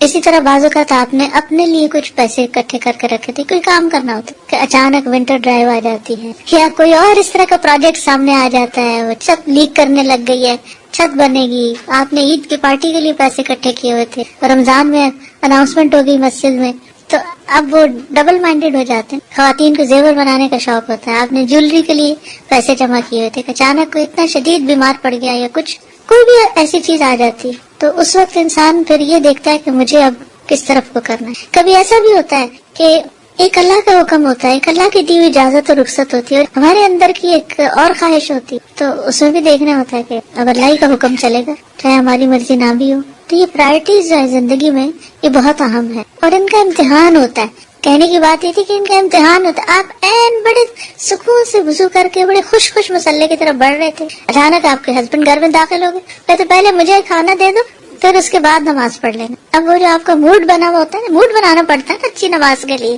اچھا سا وضو کر کے، اچھا سے اپنے آپ کو ٹھیک کر کے، جیسے تیار ہو کے آپ پڑھ رہے ہیں ایک کام، اب آ گیا بیچ میں ایک اور، تو اس وقت دل تو نہیں وہ چاہتا کہ انسان اب اپنی پسند کا کام چھوڑ کے کوئی اور کرے، لیکن کرنا تو وہی ہوتا ہے کہ پھر وہ جس سے نماز کا سکون برقرار رہے. کیونکہ اگر آپ نے کھانا دیے بغیر نماز شروع کر دی تو نماز کا سکون لٹ جائے گا. نماز وتر کی ادائیگی کا طریقہ. ایک وتر کی ادائیگی کا طریقہ عائشہ رضی اللہ تعالیٰ عنہا سے روایت ہے، انہوں نے فرمایا کہ رسول اللہ صلی اللہ علیہ وسلم ہر 2 رکعت پر سلام پھیرتے تھے اور ایک وتر پڑھتے تھے. یعنی چاہے آپ 3 رکعتیں پڑھنا چاہتے ہیں تو 2 رکعتیں پڑھ کے پھر ایک الگ رکعت. ٹھیک، آپ نے کبھی حرم میں وتر پڑھے؟ مختلف طرح سے پڑھاتے ہیں، کبھی تو 3 ایٹ اسٹریچ پڑھا دیتے ہیں، اور کبھی کیا کرتے ہیں 2 کے بعد سلام پھیر دیتے ہیں اور پھر ایک کھڑے ہو کے پڑھتے ہیں. تو ایک طریقہ یہ ہے. 3 وتروں کی ادائیگی کا طریقہ. نماز وتر کو مغرب کی طرح 2 تشہد کے ساتھ نہیں پڑھا جائے گا. یعنی اگر 3 وتر پڑھنے ہو تو 1 تشہد اور 1 سلام، یا پھر 2 تشہد اور 2 سلام کے ساتھ پڑھے جائیں گے. مغرب کی طرح نہیں ہونے چاہیے وتر. مغرب میں کیا ہوتا ہے 2 رکعت کے بعد آپ تشہد پڑھتے ہیں، پھر 1 رکعت کھڑے ہو کر پھر آپ نماز پڑھیں. وتر میں یہ نہیں ہوگا. وتر میں کیا ہوگا، 3 رکعتیں کٹھی پڑھ کے آخر میں بیٹھیں گے، ایک طریقہ. دوسرا 2 پڑھ کے سلام پھیر کے پھر ایک اور الگ پڑھیں گے. ابن عمر سے مروی ہے، انہوں نے کہا رسول اللہ صلی اللہ علیہ وسلم وتر اور 2 رکعتوں کے درمیان سلام کے ذریعے فصل فرماتے تھے اور ہمیں سلام کی آواز سنواتے تھے. ٹھیک ہے، اونچی آواز سے سلام کرتے. حضرت عائشہ سے مرفوعاً مروی ہے کہ آپ صلی اللہ علیہ وسلم 1 رکعت وتر پڑھتے اور 2 رکعتوں کے بعد آخری رکعت ادا کرنے سے پہلے باتیں بھی کر لیتے تھے. یعنی جب سلام ہو گیا تو پھر اس کے بعد آپ بات بھی کر سکتے ہیں. اس سے یہ پتہ چلتا ہے کہ چاہے 3 وتر کی نیت سے آپ پڑھ رہے ہیں 2 رکعت، تب بھی اس 2 رکعتوں کے بعد کوئی بات چیت کرنی پڑے تو کر سکتے ہیں. 3 رکعتیں 1 2 3 بغیر تشہد کے 3 رکعتیں پڑھ کے تیسری میں پھر اتحیات اینڈ تک پڑھنا، ایک طریقہ یہ ہے. دوسرا کیا ہے، 2 رکعتیں پڑھ کے سلام پھیر کے پھر ایک اور رکعت پڑھ کے اس کو وتر بنانا. حضرت ابو ہریرہ سے روایت ہے کہ رسول اللہ صلی اللہ علیہ وسلم نے فرمایا 3 وتر نہ پڑھا کرو، 5 اور 7 وتر پڑھا کرو، اور مغرب کی نماز سے مشابہت نہ کرو. ٹھیک ہے، یعنی 3 کی بجائے 5 اور 7 وتر، اس کے مطلب میں 3 منع ہے، 3 مغرب کے ساتھ مشابہت منع ہے. بس 5 اور 7 وتروں کی ادائیگی کا طریقہ حضرت عائشہ سے مروی کہ رسول اللہ صلی اللہ علیہ وسلم وتر کی 5 رکعتیں ادا کرتے اور ان کے درمیان بیٹھتے نہیں تھے، یہاں تک کہ 5ویں رکعت میں بیٹھتے اور سلام پھیرتے. ایک یہ طریقہ ہے. اگر آپ 5 وتر پڑھ رہے ہیں تو 5ویں رکعت پہ، یہ جو اوپر والی حدیث میں ہے نا 3 نہ پڑھو، بلکہ اگر زیادہ رکعتیں پڑھنی ہے تو پڑھتے جاؤ آخری پہ جا کے اتحیات پڑھو. ام سلمہ سے روایت ہے، انہوں نے فرمایا کہ رسول اللہ صلی اللہ علیہ وسلم 7 یا 5 رکعت وتر پڑھتے تھے اور ان کے درمیان سلام یا کلام کے ساتھ تفریق نہیں کرتے تھے. میں نے ایسی مساجد میں نماز پڑھی ہے جہاں امام نے اسی طرح 5 ایٹ اسٹریچ پڑھائے تراویح کے بعد. ٹھیک ہے، اس طرح پڑھ سکتے. 9 رکعت کا طریقہ زرارہ بن اوفا سے مروی ہے کہ جب سعد بن ہشام بن عامر ہمارے پاس آئے تو انہوں نے ہمیں بتایا کہ میں ابن عباس کے پاس گیا اور ان سے رسول اللہ صلی اللہ علیہ وسلم کے وتر کے بارے میں سوال کیا. تو ابن عباس نے ان سے کہا کیا میں تمہیں ایسی شخصیت نہ بتاؤں جو رسول اللہ صلی اللہ علیہ وسلم کی وتر نماز کو زمین پر بسنے والے تمام لوگوں سے زیادہ جانتی ہیں؟ میں نے کہا کون؟ فرمایا عائشہ رضی اللہ عنہا، کیونکہ وہ آپ کی بیوی تھی، آپ کی خلوتوں کی ساتھی تھی. ہم وہاں گئے، انہیں سلام کہا، ان کی خدمت میں حاضر ہوئے اور ان سے سوال کیا. میں نے کہا مجھے رسول اللہ صلی اللہ علیہ وسلم کی وتر نماز کے بارے میں بتائیے. فرمانے لگی ہم آپ صلی اللہ علیہ وسلم کے لیے آپ کی مسواک اور آپ کے وضو کا پانی تیار رکھتے تھے. رات کو جس وقت اللہ عز و جل چاہتا آپ کو جگا دیتا، آپ مسواک اور وضو فرماتے، پھر 9 رکعتیں اس طرح پڑھتے کہ 8ویں رکعت کے علاوہ کسی رکعت میں تشہد کے لیے نہ بیٹھتے، اور 8ویں رکعت میں تشہد وغیرہ اور دعا تک پڑھ کے پھر کھڑے ہو کر پھر ایک رکعت پڑھتے، یعنی سلام کے بغیر. اے بیٹے، پھر جب رسول اللہ صلی اللہ علیہ وسلم بوڑھے ہو گئے اور آپ کو گوشت نے پکڑ لیا تو 7 رکعت پڑھ کر سلام پھیرتے اور بیٹھ کر 2 رکعت پڑھتے. تو اے بیٹا یہ 9 ہو گئی. آپ جب کوئی نماز شروع فرما لیتے تو اس پر ہمیشہ اور پابندی کو پسند فرماتے. وتر میں قرات کون سی صورتیں پڑھی جائیں؟ سورۃ الاعلی، الکافرون اور الاخلاص. ابی ابن کعب رضی اللہ عنہ سے روایت ہے کہ رسول اللہ صلی اللہ علیہ وسلم 3 رکعت وتر پڑھتے. پہلی رکعت میں سبح اسم ربک الاعلی، دوسری میں قل یا ایھا الکافرون اور تیسری میں قل ھو اللہ احد پڑھتے تھے. معوذتین. عبدالعزیز بن جراج کہتے ہیں کہ ہم نے ام المومنین عائشہ رضی اللہ عنہا سے پوچھا کہ رسول اللہ صلی اللہ علیہ وسلم وتر میں کون سی صورتیں پڑھتے تھے؟ تو انہوں نے کہا پہلی رکعت میں سبح اسم ربک الاعلی، دوسری میں قل یا ایھا الکافرون اور تیسری میں قل ھو اللہ احد اور المعوذتین. یعنی یہ بھی آتا ہے، خالی قل ھو اللہ بھی آتا ہے اور اس کے ساتھ معوذتین بھی آتے ہیں. سورۃ النساء کی آیات. ابو موسیٰ اشعری رضی اللہ عنہ دوران سفر مکہ اور مدینہ کے درمیان تھے تو انہوں نے عشاء کی نماز 2 رکعت پڑھی، پھر کھڑے ہوئے اور 1 رکعت وتر پڑھا اور اس میں سورۃ النساء کی 100 آیتیں پڑھی. ٹھیک ہے، تو ایسے بھی وتر پڑھ سکتے ہیں، 1 رکعت لیکن بہت لمبی رکعت. پھر فرمایا میں نے اس بات میں ذرا بھر کوتاہی نہیں کی کہ اپنے قدم وہاں رکھوں جہاں رسول اللہ صلی اللہ علیہ وسلم نے اپنے قدم رکھے اور وہی کچھ پڑھوں جو رسول اللہ صلی اللہ علیہ وسلم نے پڑھا. ٹھیک ہے، تو یہ سفر میں وتر پڑھنے کی دلیل بھی ہے اور لمبے وتر پڑھنے کی بھی. یعنی آپ اگر عشاء کے ساتھ وتر پڑھنا چاہتے ہیں تو سورۃ الاعلی اور کافرون اور اخلاص پڑھ کے ختم کر دیں، اور اگر آپ صبح تہجد کے وقت پڑھنا چاہتے ہیں تو 2 کر کے آپ الگ سے بھی 3 وتر پڑھ سکتے ہیں، اور آپ 8 رکعتیں ایٹ اسٹریچ پڑھ کے بیٹھ کے پھر 9ویں پہ بھی پڑھ سکتے ہیں. تو جو بھی آپ کو سوٹ کرتا ہو آپ کر سکتے ہیں. ٹھیک ہے، اب یہ ویرائٹی آپ کو فرض نمازوں میں نہیں ملے گی، یہ صرف وتر میں ہی ہے کیونکہ اس کے ساتھ نفل ہے. دعائے قنوت.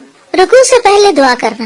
ابی ابن کعب سے روایت ہے رسول اللہ صلی اللہ علیہ وسلم وتر پڑھتے تھے تو رکوع سے پہلے دعائے قنوت پڑھتے تھے، یعنی سورۃ فاتحہ پڑھی، سورۃ ملائی اور اس کے بعد دعائے قنوت پڑھی اور اس کے بعد رکوع میں گئے، پھر سجدے میں گئے، قیام میں ہی پڑھ لی. دعائے قنوت کے الفاظ.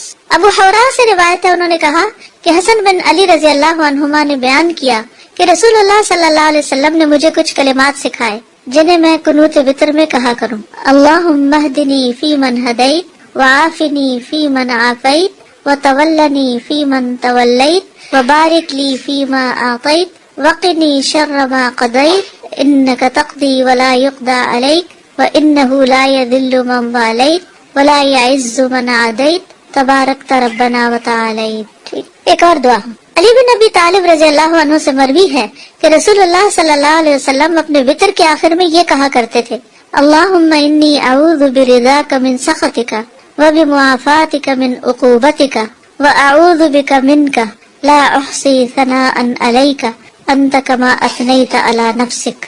और एक और दुआ भी जो पढ़ते हैं, अल्लाहुम्मा इन्ना नस्तईनुका व नस्तग़फिरुका व नुअमिनु बिका व नतवक्कलु अलैका व नुस्नी अलैकल खैर व नशकुरुका व ला नकफुरुका व नखलउ व नतरुकु मन यफजुरुक अल्लाहुम्मा इय्याका नअबुदु व लका नुसल्ली व नस्जुदु व इलैका नसअ व नरजू रहमतका व नख्शा अज़ाबक इन्ना अज़ाबका बिल कुफ़ार। वितर की बात की दुआ, वितर के बाद की दुआ।